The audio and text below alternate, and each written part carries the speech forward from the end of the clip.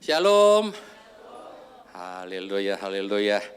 Bisa berikan senyum pada kanan kirinya di siang hari seperti ini biasanya agak-agak ngantuk gitu ya.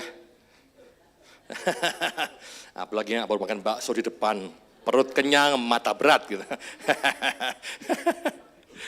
Saudara, tema kita siang hari ini adalah menguatkan percaya.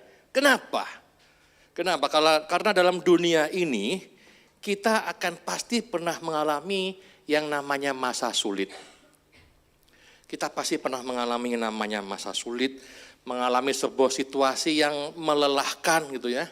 Bahkan sebuah situasi yang menyakitkan dan membuat sebuah goncangan yang besar menggoyahkan iman percaya kita. Dan seringkali hal-hal yang sulit ini penyebabnya cuma dua sih biasanya. Penyebab pertama karena tingkah kita sendiri, yang kedua karena tingkahnya orang lain. Contohnya apa? Contohnya yang tingkah diri sendiri ya, ini yang rame sekarang di media sosial. Seharusnya udah dari bulan lalu sih kasusnya ya, tapi sekarang rame lagi. Saya nggak sebut nama, nggak sebut lokasi, tapi ini berawal mula dari sebuah pertandingan basket anak SMA. Nggak boleh sebut lokasi. Ya, pertandingan basket. Pertandingan basket itu biasa ya, aduh saya dulu SMP, SMA kalau basket atau volley atau sepak bola itu biasa ceng-cengan ya. Apa ya, hina-hinaan gitu ya. Ejek-ejekan, bawa nama bapak gitu ya. Itu hal biasa gitu, tapi yang ini nggak biasa. Karena yang diejek nggak terima gitu. Dikatain kayak anjing lucu. Nggak terima, dia lapor bapaknya emosi, yang tadinya urusan anak dengan anak, jadi urusan bapak. Wah panjang ceritanya ya, panjang misalnya ya, lalu jadi panjang, lalu yang lebih panjang lagi gara-gara netizen Indonesia turun tangan. Wah selesai deh, ya. Wah mereka tuh intel-intel yang tersembunyi yang benar-benar hebat mencari data, foto-foto ketemu semua. Rekening bapaknya diblokir, usahanya diblokir rekeningnya, dituduh terlibat dalam pencucian uang. Wah jadi panjang banget kan? Cuma gara-gara ejek-ejekan di permainan basket. Loh saya dulu waktu basket juga sering diejek. Dipuji awalnya. Weh Denny simpatik. Wah, belakangnya simpanse pakai batik. Ya biasa latih mental ya kan. Biasalah di ejek-ejek kalau pertandingan basket atau volley atau bola itu biasa itu. Pakai nama bapak gitu ya. Karena kan saya Denny itu banyak. Denny itu nama pasaran di zaman saya lahir dulu. Jadi saya namanya Denny Mbiau, karena bapak saya namanya Swan Mbiau. Denny Mbiau kan, Denny yang mana nih? Denny nama bapaknya belakangnya gitu ya, jadi biasa tuh, nama bapak dipanggil-panggil. Bahkan bapak saya juga kadang, kok manggil nama papi sih? Ya itu ciri khas Denny. Tapi itu biasa, anak-anak ya kan? Anak-anak. Tetapi karena tingkahnya sendiri, jadi panjang. Nah banyak hal-hal kayak gini tuh terjadi juga pada kita. Kita bisa bilang, wah salahmu sendiri. Urusan anak-anak ya biarlah anak-anak yang menyelesaikan gitu ya. Kok jadi bapak-bapaknya ikut turun tangan, jadi panjang ceritanya. Tapi kan kita komentator, tanpa sadar kita pun bisa melakukan hal yang sama. Tapi bentuknya beda. Bisa, jadi kita bisa melakukan hal-hal yang karena tingkah kita sendiri, jadi sulit gara-gara kita. Kita jadi terjebak dalam situasi yang sulit gara-gara kita sendiri. Tapi ada juga yang karena orang lain Bapak Ibu.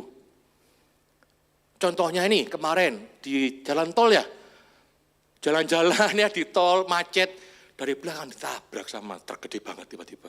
Itu kan bukan salah kita ya. Salah kita apa? Kita udah antri dengan baik. Ditabrak juga. Jadi memang kesulitan di dunia ini itu tidak bisa kita hindari dan pasti kita alami. Bukan saya doain Bapak Ibu dalam kesulitan, tidak. Tapi berjaga-jaga bahwa kita mesti tahu bahwa akan ada hal-hal sulit yang mungkin timbul. Pertama karena salah kita, kedua karena perbuatan orang lain. Yang kita mesti sadari adalah ketika kita mengalami hal-hal yang sulit ini, sadar enggak bahwa hal-hal sulit itu membuat kita jadi goyah rasa percaya sama Tuhan. Bayangin orang-orang yang naik mobil yang ditabrak di belakang itu. Mereka mungkin bertanya-tanya, Tuhan kok gak lindungi? Tuhan kenapa izinkan terjadi? Mungkin juga mereka berdoa sebelum berangkat. Tapi kok ditabrak juga? Bukankah Tuhan mulai melindungi? Hal-hal sulit membuat kita jadi ragu-ragu dan mulai berkurang nilai kepercayaan kepada Tuhan. Itu soal tabrakan. Soal iri hati, saudara mulai scrolling Instagram teman-temanmu. Dia dikit-dikit ke luar negeri. Dikit-dikit makan mewah gitu. Tapi semuanya dikit-dikit ya. Ya jadi iri hati, Tuhan. Saya ini lebih sering ke gereja daripada dia. Kok Tuhan lebih sayang dia sih daripada saya. Gitu ya. Jadi hilang percaya, jadi lemah percayanya. Saudara, semua ini adalah bermain di ranah pikiran. Pikiran-pikiran yang melemahkan percaya kita. Makanya hati-hati dengan yang kau pikirkan. Bilang sama sebelahnya, hati-hati dengan yang kau pikirkan. Ini masih khotbah, jangan mikirin bakso Pak Amir. Tapi mikir, udah habis belum ya gitu ya. Hati-hati saudara, karena seringkali karena dorongan kita sendiri, tapi juga karena tembakan panah api dari si iblis yang masuk ke pikiran kita. Suatu hari, Daud dan pasukannya baru pulang dari berperang. Daud ini demi menjaga nama baiknya, dia pura-pura dia menyerang bangsanya sendiri. Padahal dia menyerang bangsa-bangsa lain. Nah ketika dia sudah pulang habis berperang itu, tiba-tiba dia pulang ke Siklag. Dan ternyata dari jauh dia lihat, loh kok ada asap, kok ada api.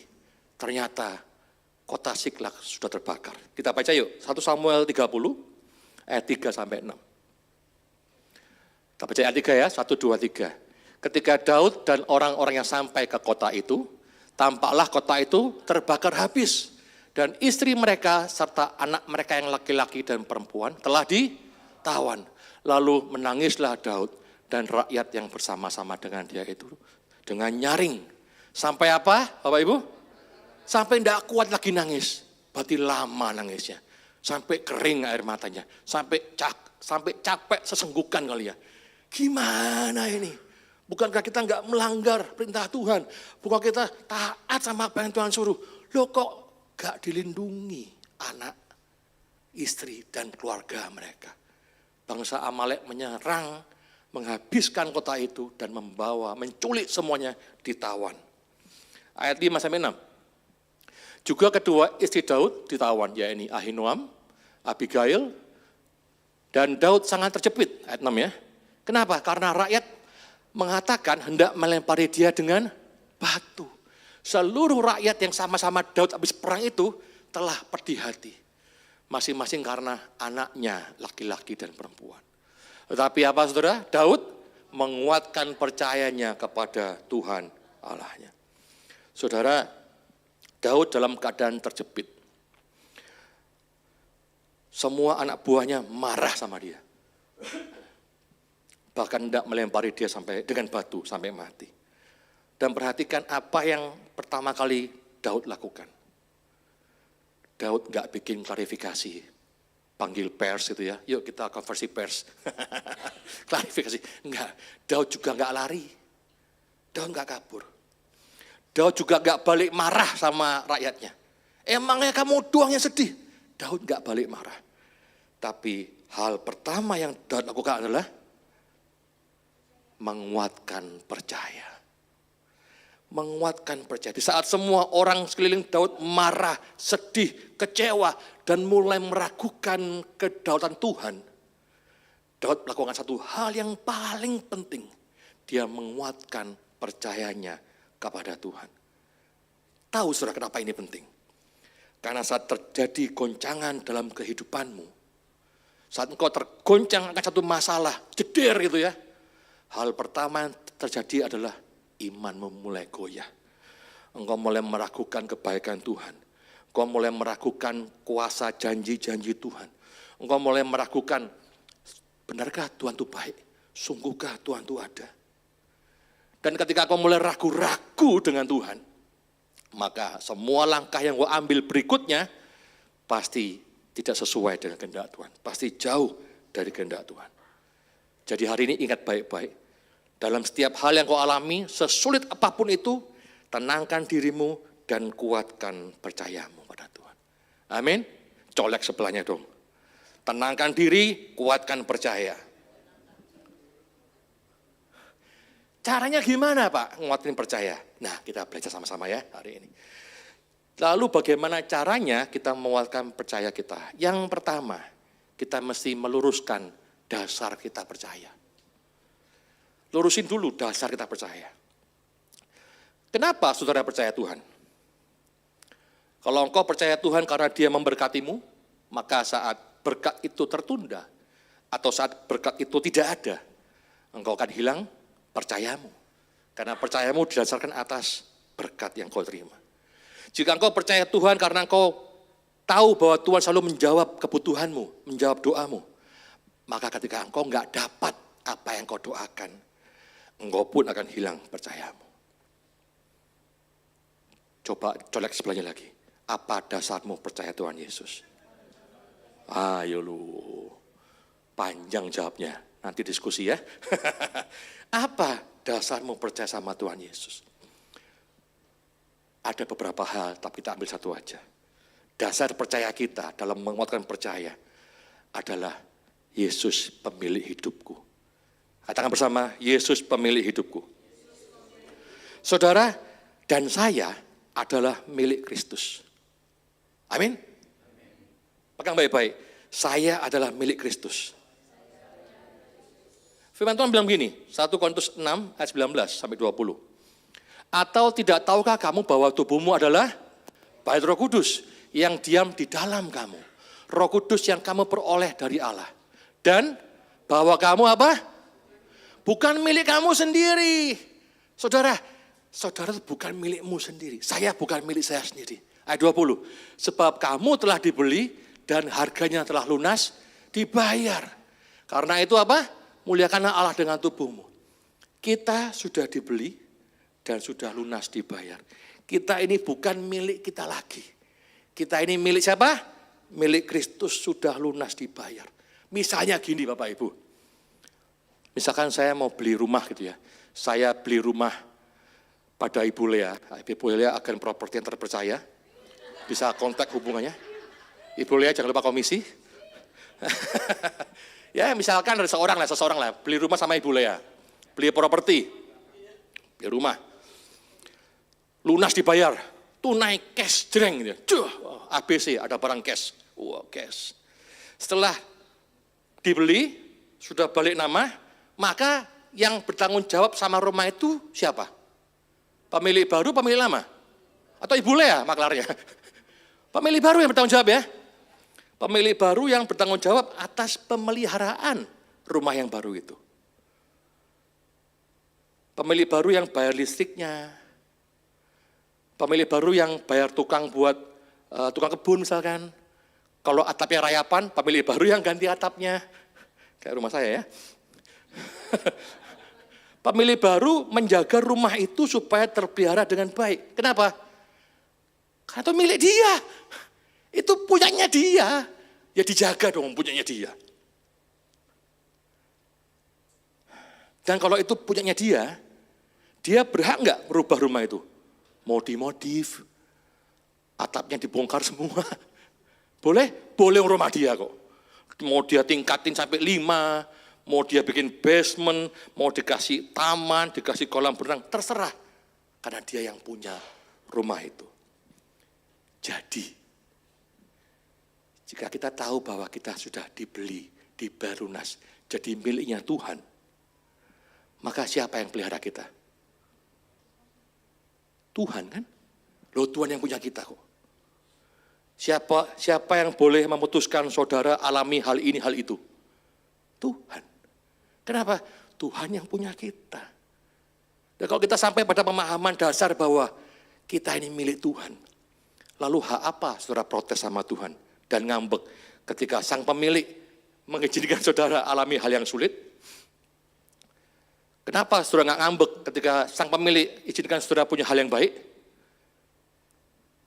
kan terserah yang punya. Aminnya pasti lemah nih, amin. Wah ada satu ya, puji Tuhan lah.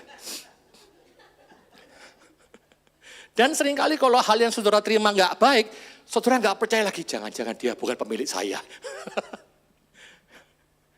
Betul nggak sih? Kita ini milik Tuhan, sudah dibayar lunas. Amin. Bilang sebelahnya, kamu milik Tuhan. Pasti Tuhan pelihara. Amin. Jadi kita mau luruskan dulu dasar percaya kita, slide-nya. Bahwa kita ini milik Allah. Next slide. Ya, dasar percaya kita bahwa kita ini milik Allah. Ingat baik-baik, kita ini milik Allah. Dan karena Allah kita itu baik, maka rencananya bagi kita, miliknya ini, adalah rancangan apa saudara? Damai sejahtera. Bukan rancangan kecelakaan. Untuk memberi kita hari depan yang penuh harapan. Kalau saudara yakin betul saudara milik Allah, seharusnya masalah bukan jadi masalah buat saudara. Karena engkau tahu pemilikmu itu Allah yang maha baik. Yang punya rencana yang luar biasa. Amin. Amin. Nah kalau gini kan enak. Kalau kita punya dasar percaya kayak gini kan enak. Saat alami gonjangan-gonjangan, ya kaget. Kok gini ya? Kok gini ya? Tapi kita sadar lagi bahwa, kita ini milik Allah. Ujungnya pasti kebaikan buat kita. Ujungnya pasti damai sejahtera buat kita. Karena kita percaya kita ini milik Allah.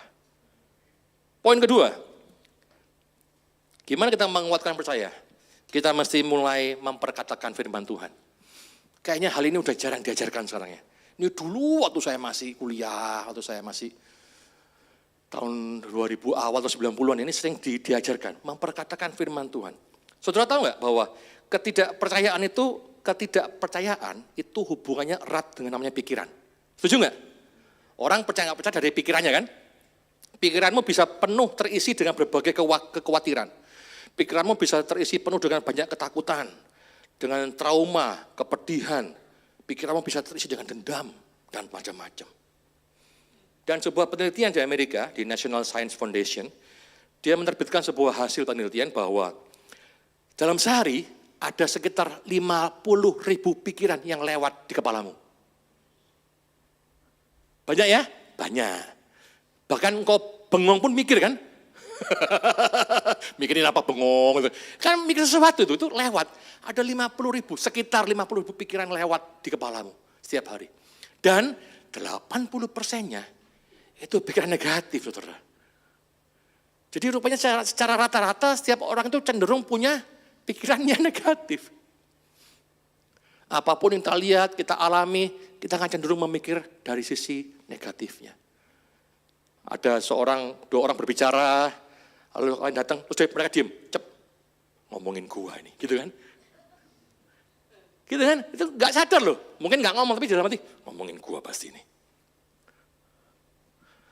Kadang-kadang kita memikir banyak hal dari sisi negatifnya, dan itu memang ternyata terbukti secara survei. Makanya hati-hati, saudara.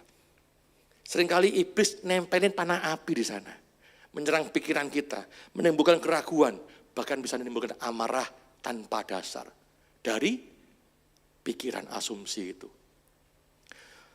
Suatu ketika ada seorang suami yang merasa heran sekali dengan istrinya. Istrinya ini kemana-mana minta dianterin. Ke tempat yang dekat pun minta dianterin. Padahal jalan juga nyampe, bisa pergi sendiri. Tapi selalu minta dianterin. Dan kalau nggak dianterin, istrinya nggak pergi kemana-mana. Lalu datanglah panah api jahat, jebret kepala suaminya. Kamu itu nggak dianggap suami. Sopir kamu, sopir. Kamu driver, kamu itu angkat-angkat kamu. Lalu suaminya jadi uring-uringan karena panah api itu. Suaminya memakan pikiran jahat itu. Sebaliknya sang istri sama juga. Nggak pernah diajak pergi, suruh masak mulu, pembantu aku di rumah ini. Panah api si jahat. Padahal kan memang nggak ke situ arahnya seharusnya. Tapi karena ada pikiran yang negatif. Jadi pertengkaran yang tanpa dasar. Hati-hati saudara. Hati-hati dengan pikiran kita. Karena pikiran adalah medan perang yang harus kita menangkan. Amin.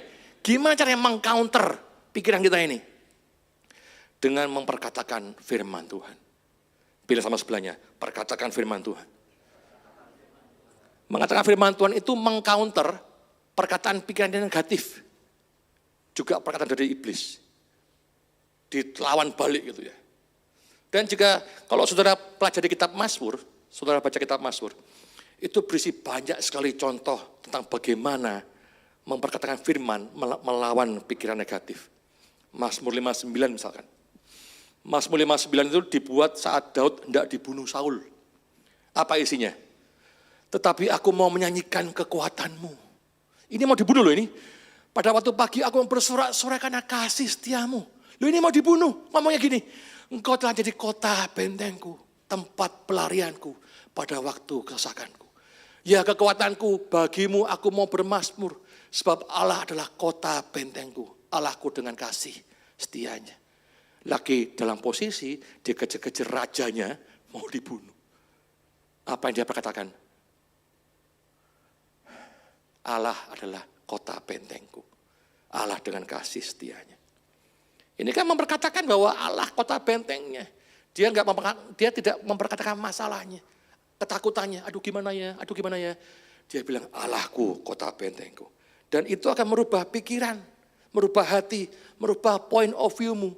Yang dulunya takut, khawatir, cemas, banyak pikiran buruk. Jadi iya ya, Allah kota benteng. Contoh lain, Mazmur 56, ayat 4-5. Ini ketika Daud ditangkap orang Filistin di Gad. Kondisi ditangkap orang Filistin, dia nyanyi begini. Waktu aku takut, aku ini percaya kepadamu. Lagu tadi ya, awalnya kan ketika aku takut, aku percaya padamu. Ayat 5, kepada Allah yang firman-Nya aku puji. Kepada Allah aku percaya, aku tidak takut. Apakah yang dapat dilakukan manusia terhadap aku? Wah ini kan perkataan iman semua ini.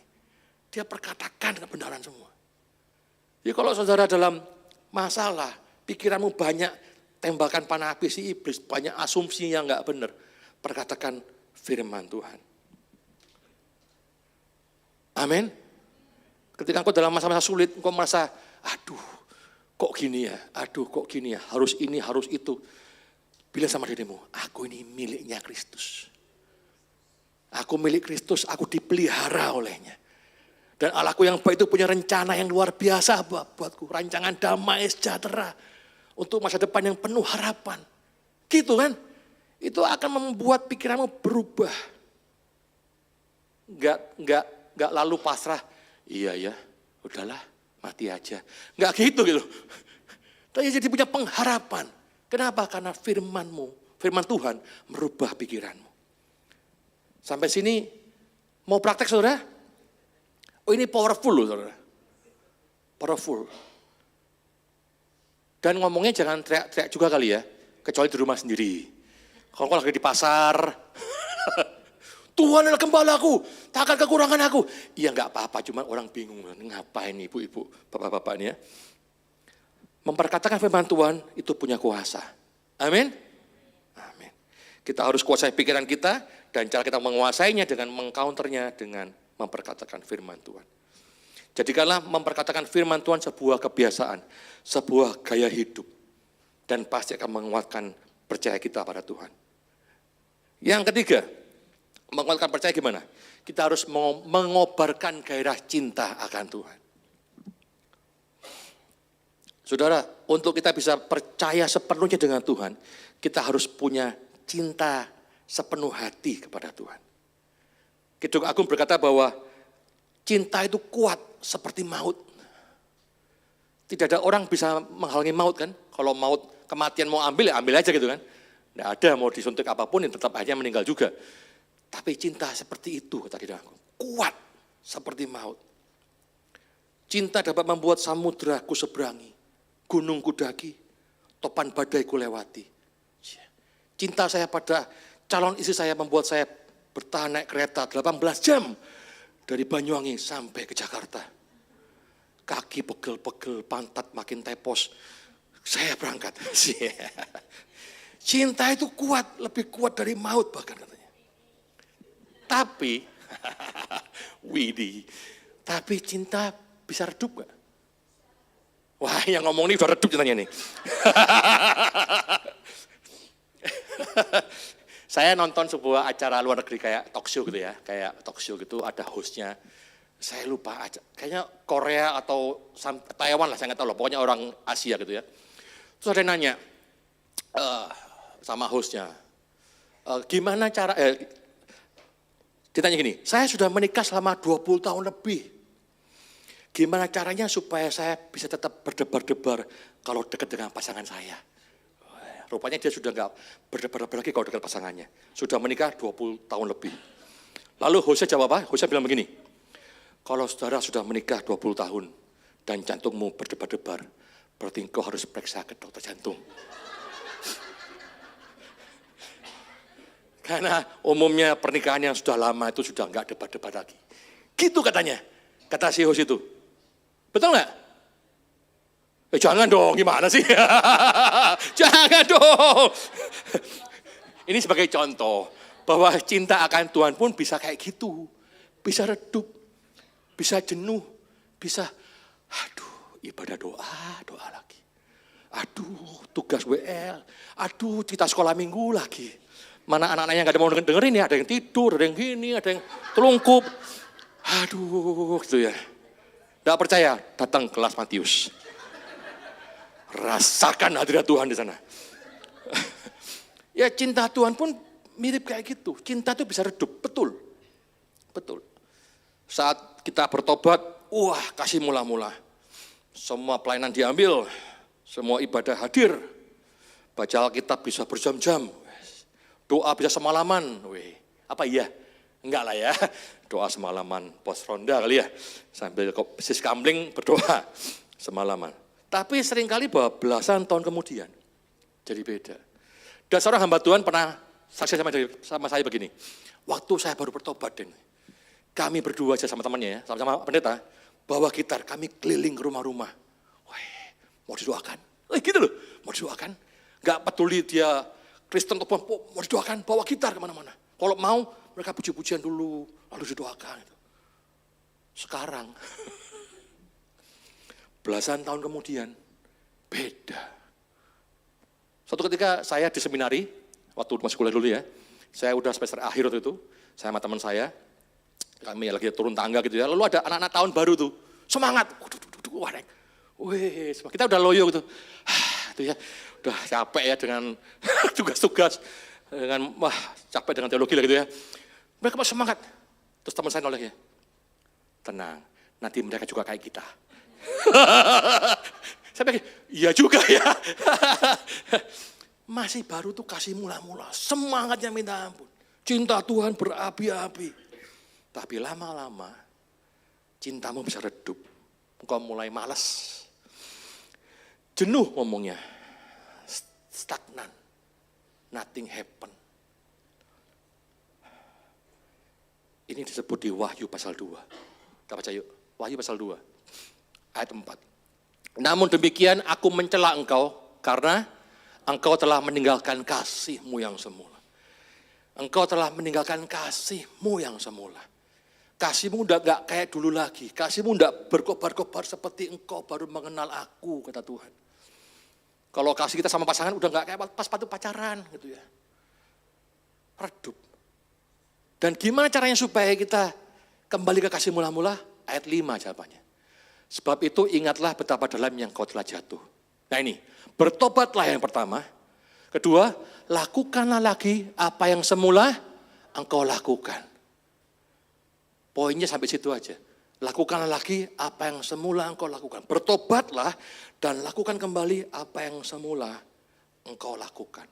Kalau dulu engkau bisa dengan penuh gairah baca Alkitab, lakukan lagi sekarang. Tapi Pak, saya udah gak bergairah. Paksa dirimu. Ini yang saya alami belakangan. Kalau yang sadar di devotion udah gak ada lagi, saya lagi jenuh itu. Dan saya ditegur Tuhan habis-habisan kemarin ini. Weh, paksa dirimu. Kalau engkau masih baru bertobat, aku kasih anugerah. Bergairah, berapi-api. Tapi engkau sudah dewasa sekarang. Ya temukan gairahmu, bangkitkan gairahmu sama Tuhan. Bangkitkan cintamu sama Tuhan. Tugasmu sekarang. Mau nunggu-nunggu dijamah Tuhan, dijamah Tuhan. Enggak, kita yang jamah Tuhan gitu loh. Kita yang jamah Tuhan, kita udah dewasa. Yang udah lama bertobat ya, kalau yang baru-baru enggak apa-apa, kasih karunia. Jadi apa caranya? Lakukan kembali apa yang semula engkau lakukan. Kalau dulu paksa bangun jam 4 pagi, sekarang bangun lagi jam 4 pagi. Meski masih ngantuk banget gitu ya. Masih enggak tahu mau ngomong apa. Tuhan, mau doa apa Tuhan? Paksa lagi, biasakan lagi. Kalau dulu baca buku, saya sebulan bisa 2 buku, 1 buku. Sekarang udah enggak, 1 buku enggak kelar-kelar. Baru bab 2, beli buku lagi. Karena beli bukunya online ya gampang sekarang. Di tablet ada semua. Kembalikan, lakukan semula apa yang dulu engkau lakukan. Paksa diri kita. Jangan tunggu Tuhan, kasih aku gairah. Enggak. Engkau yang menimbulkan gairah itu sendiri. Analoginya kalau engkau pasangan suami istri, mau berdebat lagi, pacaran lagi dong. Berdua nonton gitu ya. Kalau nggak punya duit, ya ke Alfa lah berdua. Gandengan gitu ya. Kan kalau mahal nonton kan ya. Habis nonton mahal, makan mahal lagi. Ke Alfa lah beli kacang, aqua botol. Di Alfa depannya ada kursi kan, duduk di situ ngobrol. Mengenang masa dulu gitu loh. Pacaran lagi.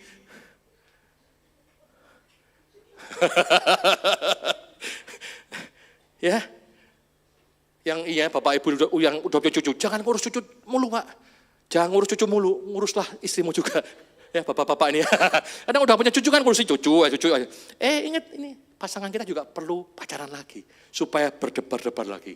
Bukan sakit jantung tapi memang bergairah. Gitu ya. Nah cinta dengan Tuhan, pada Tuhan sama kayak gitu juga. Kita bisa kobarkan lagi. Gelorakan lagi gairah cinta akan Tuhan. Amin. Mau mengobarkan kembali api cinta sama Tuhan? Amin. Colek sebelahnya. Ayo dong. Bergairah lagi sama Tuhan. Yuk saya undang pemusik dan pemusik ke depan.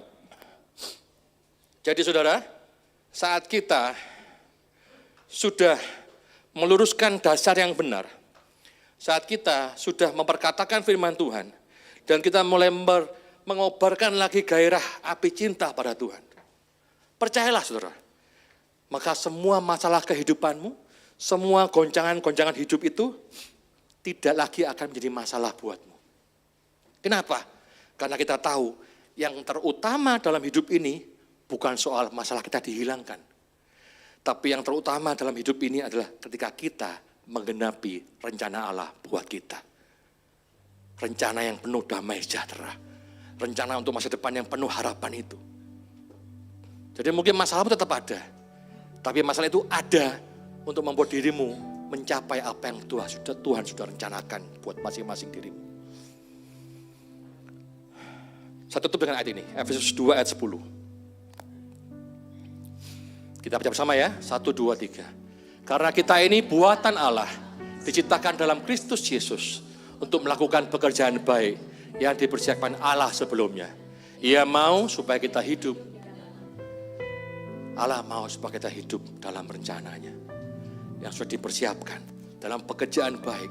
Yang sudah Tuhan siapkan untuk kita kerjakan. Jadi Bapak Ibu Saudara, kalau hidupmu hari ini susah dan sulit, tetaplah menguatkan percayamu pada Allah. Dia Allah yang baik. Kita hidup dalam rencana Allah yang baik.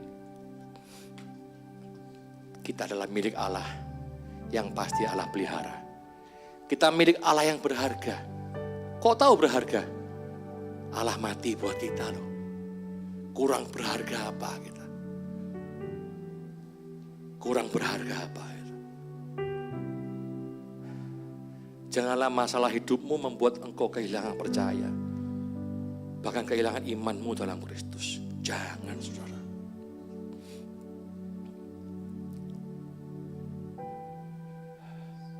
Mari kita bangkit bersama-sama, kita mau berdoa. Tuhan, ini kami sudah dengar firman-Mu pada siang hari ini. Untuk kami selalu menguatkan percaya kami ya Tuhan. Ajar kami untuk meluruskan dasar kami Tuhan. Dasar percaya kami sama Tuhan. Kami ini milik-Mu. Kami sudah lunas dibayar. Kami ini kepunyaan Tuhan. Ajar kami juga untuk melawan pikiran kami Tuhan dengan memperkatakan firman kebenaran. Dan ajar kami Tuhan untuk selalu bergelora Tuhan. Mencintai Tuhan berapi-api. Dan ketika semua hal ini sudah kami lalui, Tuhan, kami percaya kami memandang semua hal di bumi ini dengan cara yang berbeda. Kami memandang seperti Engkau memandang. Terima kasih Tuhan. Terima kasih Tuhan buat rencana-Mu yang luar biasa. Terima kasih Tuhan Kau sudah beli kami dan dibayar lunas. Terima kasih Tuhan Kau ambil kami jadi milik-Mu Tuhan. Terima kasih Tuhan. Kami mempercaya Tuhan bahwa dalam kehidupan kami ke depan nanti, Tuhan selalu menyertai kami. Terima kasih Tuhan. Terima kasih. Dalam nama Tuhan Yesus Kristus sama-sama katakan, amin. Silakan duduk Bapak Ibu Saudara.